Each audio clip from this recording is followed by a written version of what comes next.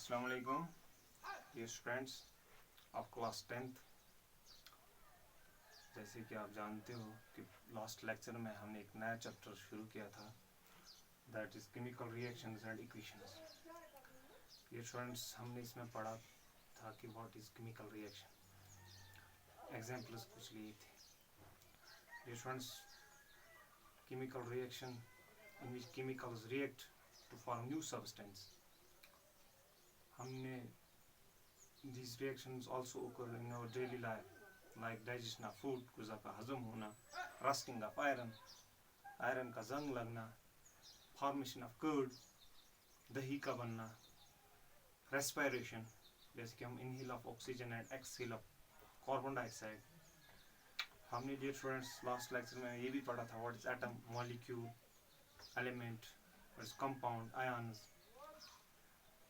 तो आज जो हम पढ़ने जा रहे हैं that is chemical equation. What is chemical equation?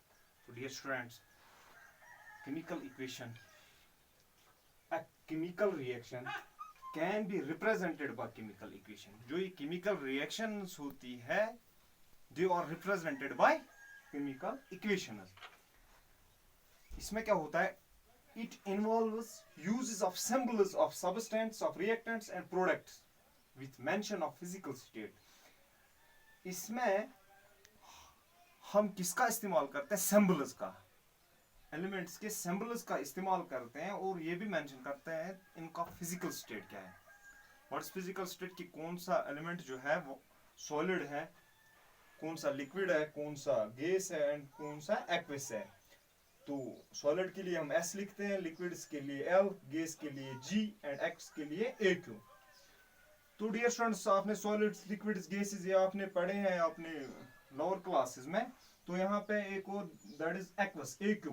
What is aqueous? Aqueous वो होता है जिसमें solution, in which solution is solvent.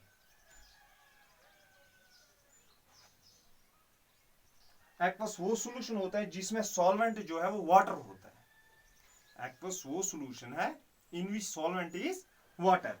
So dear students, एक एग्जांपल हमने लिए हैं आपके इस टेक्स्ट बुक से। एक रिएक्शन हमने ली, that is magnesium burnt in air means oxygen gives magnesium oxide. This is a chemical reaction. तो इसको हमने किससे रिप्रेजेंट किया, सिंबल से। जैसे कि मैग्नीशियम का सिंबल जो है Mg, ये सॉलिड है। ऑक्सीजन का सिंबल जो है वो O2, गैस है, G लिखा है, और ये हमें देता है MgO मींस मैग्नीशियम ऑक्साइड, ये भी सॉलिड है। हमने ये भी पढ़ा था प्रीवियस लेक्चर में कि जो प्रॉपर्टीज होती है रिएक्टेंट्स में वो that is entirely different in products. तो डियर स्टूडेंट, इस रिएक्शन में हमने सिंबल्स का यूज किया और इनका फिजिकल स्टेट भी मेंशन किया। Simply this is called chemical equation. So dear students, chemical equation को हमने बैलेंस करना है। बैलेंस करने से पहले हमें देखना है हमें किस लिए बैलेंस करनी होती है इंग्लिश ये equations. Students, why do we need to balance a chemical equation? हमें केमिकल इक्वेशन को बैलेंस करने की क्यों जरूरत है?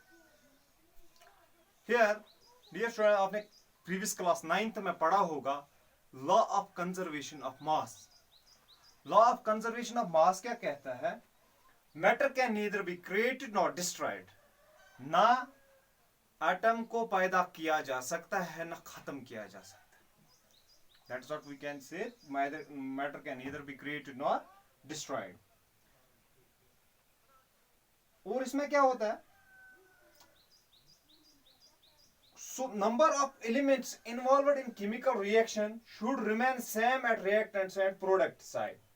जो जितने ये एलिमेंट्स रिएक्टेंट्स में होंगे उतने ही प्रोडक्ट्स में भी होने चाहिए। जितने नंबर लाइक अगर आयरन के 2 एटम्स है उतने ही हमें प्रोडक्ट्स में होने चाहिए। That is called the balancing of chemical equation. तो हम देखते हैं, let's take an example. Fe plus H2O gives us Fe3O4 plus H2। Dear students, जब आयरन वाटर के साथ मिलता है तो ये हमें आयरन ऑक्साइड प्लस हाइड्रोजन देता है। तो डियर स्टूडेंट, अगर हम यहाँ पे देखेंगे, यहाँ पे आयरन का एक एटम है और यहाँ पे 3 है, हाइड्रोजन के 2 एटम है, हाइड्रोजन के 2 बराबर है, ऑक्सीजन का 1 एटम है और ऑक्सीजन के 4 एटम है। So law of conservation of मास ये पूरे से फॉलो नहीं करता है, क्योंकि जो number of atoms in reactants है वो number of atoms in products के बराबर में नहीं है। तो डियर स्टूडेंट्स, चलो हम इसको बैलेंस करते हैं। बैलेंस करने के लिए हम लेट्स टेक एन बॉक्स, यहां पे हम लिखते हैं elements, reactants, products.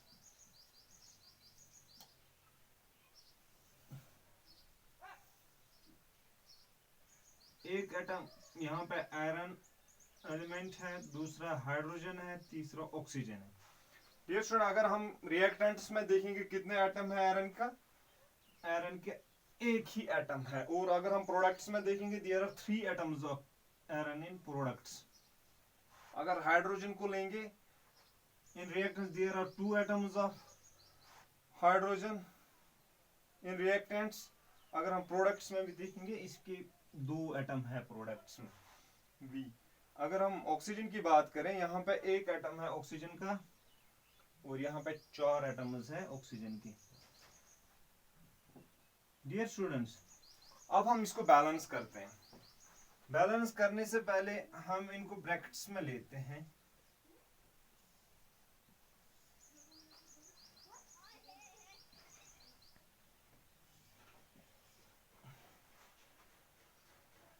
Dear students,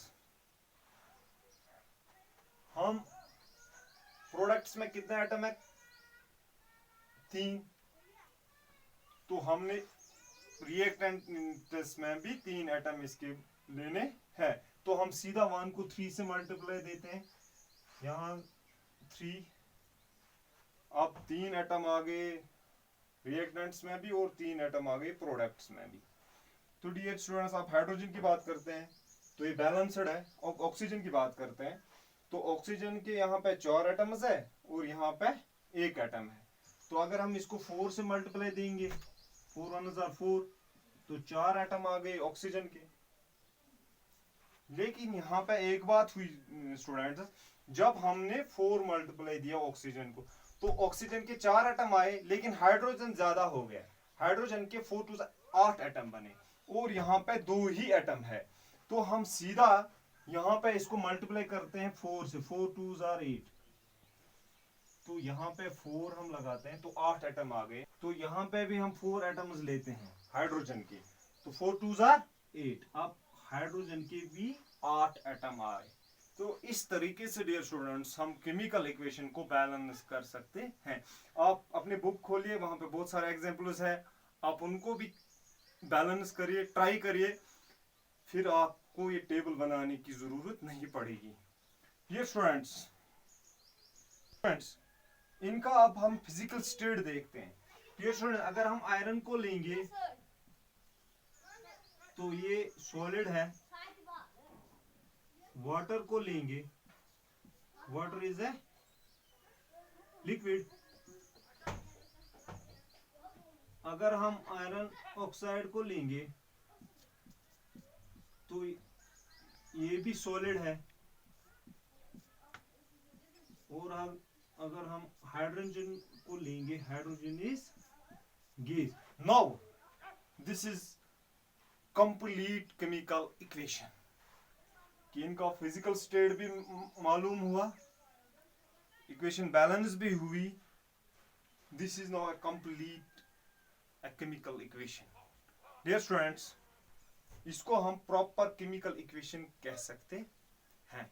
तो आप स्टूडेंट्स, आप इसको घर में भी ट्राई करिए, बैलेंस करिए केमिकल इक्वेशंस। बहुत सारे एग्जांपल्स आपकी बुक में दिए गए हैं, तो please try these at your home. तो इसके बाद जो हमारा नया लेक्चर होगा, that is about types of chemical equations. तो dear students, that was all about today. Thank you, have a nice day.